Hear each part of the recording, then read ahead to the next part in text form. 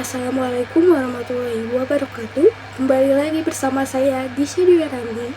Dan kali ini saya akan mereview buku Hard Money Revolution, Bitcoin versus emas untuk menguasai ekonomi global, karya dari Bapak Ade Andri Hendriadi, SSI M.Com atau dosen saya sendiri. Buku Hard Money Revolution, Bitcoin versus emas untuk menguasai ekonomi global karya Bapak Ade Andri Hendriadi hadir sebagai sebuah refleksi dan sekaligus analisis kritis mengenai perubahan terhadap paradigma dalam sistem keuangan di dunia. Lahir di tengah arus deras digitalisasi dan transformasi moneter global, buku ini juga tidak hanya untuk menyoroti peradaban klasik antara emas sebagai penyimpanan nilai tradisional dengan cara Bitcoin juga sebagai aset digital modern, tetapi juga berusaha memberikan gambaran yang lebih luas tentang implikasi sosial, politik, budaya, hingga etis dari pergeseran menuju hard money.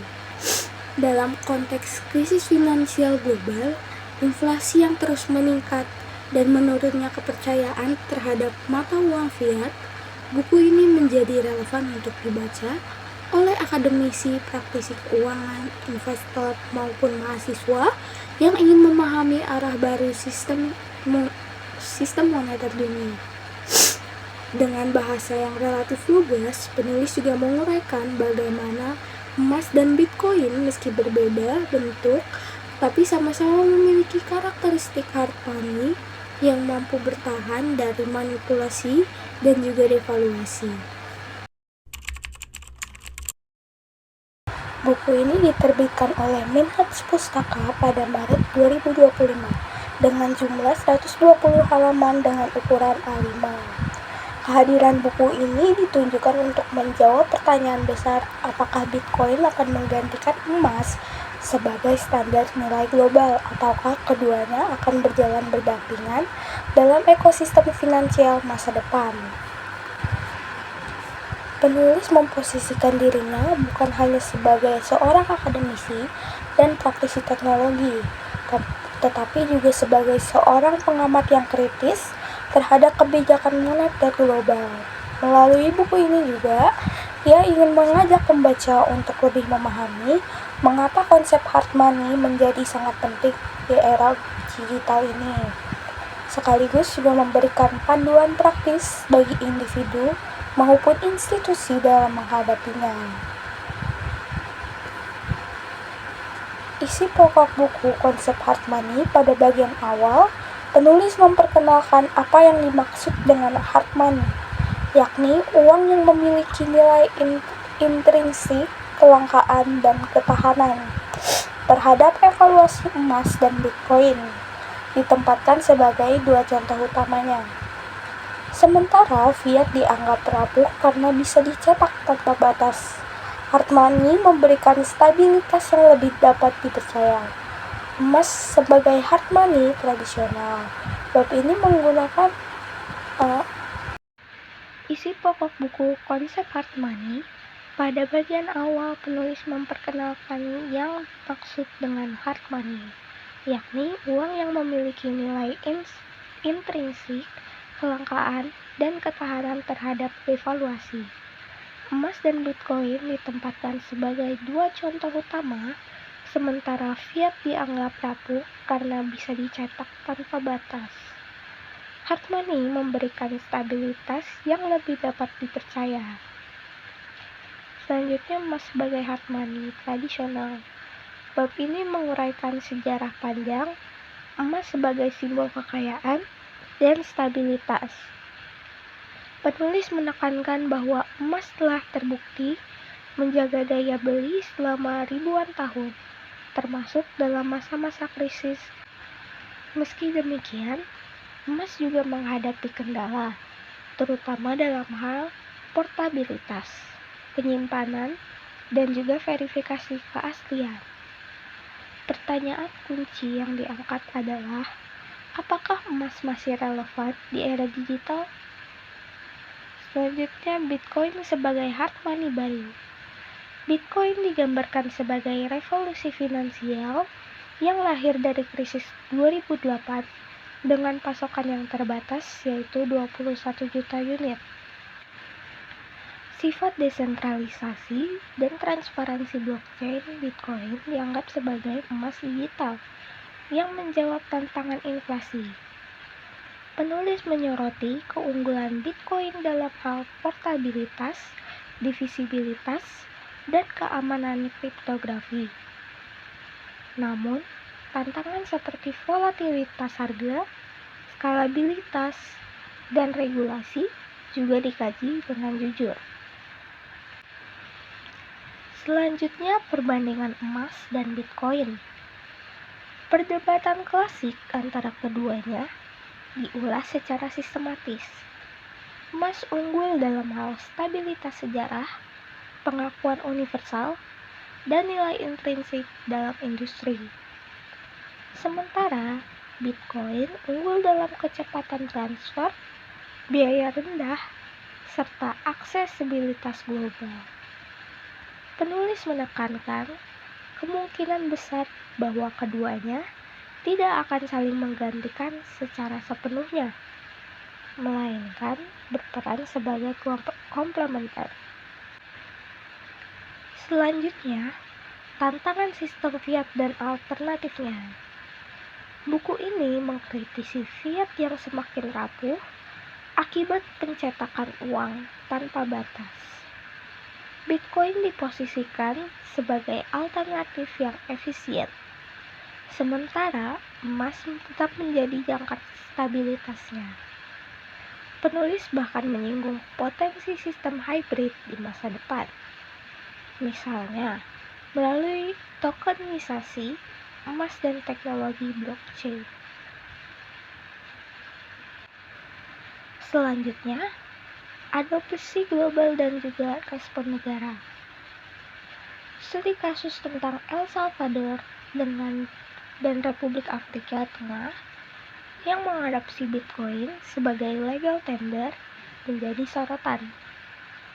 Di sisi lain, negara-negara besar seperti China dan Rusia justru memperkuat cadangan emasnya.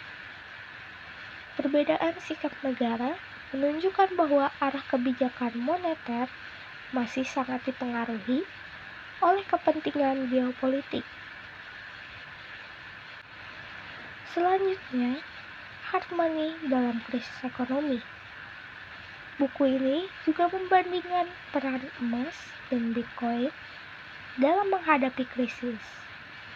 Emas sudah terbukti konsisten sebagai lindung nilai, sementara Bitcoin mulai menunjukkan potensinya. Misalnya di Venezuela atau Lebanon. Meski demikian, tantangan teknis dan volatilitas Bitcoin masih menimbulkan pertanyaan mengenai kendalanya di masa depan. Selanjutnya, dimensi teknologi sosial dan filosofis. Tidak hanya aspek ekonomi, penulis juga menyoroti dimensi sosial, budaya, dan etika dari hard money. Generasi muda seperti milenial dan Gen Z lebih tertarik pada Bitcoin karena sesuai dengan gaya hidup digital mereka. Isu lingkungan dari penambangan Bitcoin juga diulas.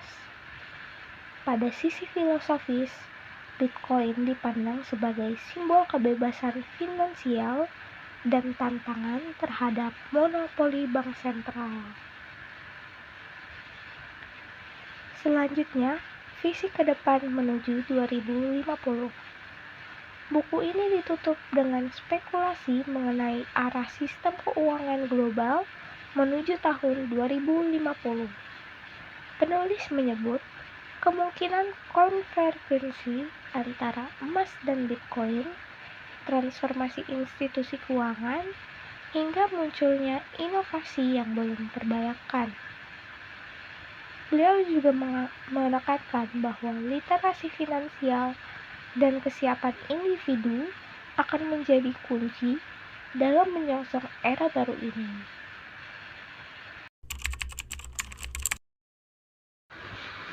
Buku ini tentu saja memiliki kelebihan dan kekurangan. Yang pertama dalam kelebihannya adalah kelengkapan perspektif. Buku ini tidak hanya membandingkan tentang emas dan Bitcoin dari sisi ekonomi, tetapi juga dari sosial, budaya, teknologi, hingga etika. Yang kedua, bahasa yang komunikatif. Meski membahas topik kompleks, penulis menggunakan bahasa yang relatif mudah dipahami. Yang ketiga, relevansi kontekstual.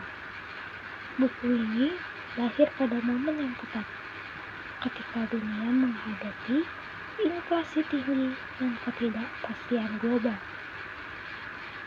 Yang keempat, panduan praktis. Bab tentang strategi diversifikasi, keamanan penyimpanan, hingga regulasi membuat buku ini tidak hanya teoritis, tetapi juga aplikatif. Namun selain kelebihan, buku ini juga mendapatkan sedikit beberapa kekurangan. Yang pertama, optimisme tinggi terhadap Bitcoin. Meski tantangan diakui, analisisnya masih cenderung berpihak pada Bitcoin. Yang kedua, minim data kuantitatif terbaru. Sebagai argumen lebih bersifat naratif ketimbang empiris berbasis statistik terkini. Yang ketiga, keterbatasan pembahasan lokal. Dampak hard money terhadap konteks Indonesia belum dieksplorasi secara mendalam. Secara keseluruhan, hard money revolution Bitcoin versus emas untuk menguasai ekonomi global merupakan kontribusi penting dalam literatur ekonomi kontemporer. Buku ini juga berhasil menyajikan perdebatan klasik emas versus Bitcoin dengan sudut pandang yang luas dan juga multidimensi. Bagi mahasiswa, buku ini bisa menjadi bahan refleksi akademis tentang bagaimana teori moneter diuji dalam era digital. Bagi para praktisi keuangan dan juga investor, buku ini juga dapat memberi inspirasi untuk mempertimbangkan strategi diversifikasi.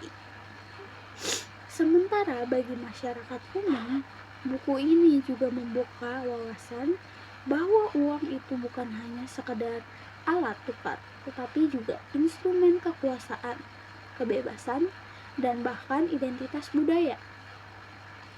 Dengan demikian, buku ini patut diapresiasi sebagai satu upaya lokal untuk turut berkontribusi dalam percakapan global tentang masa depan.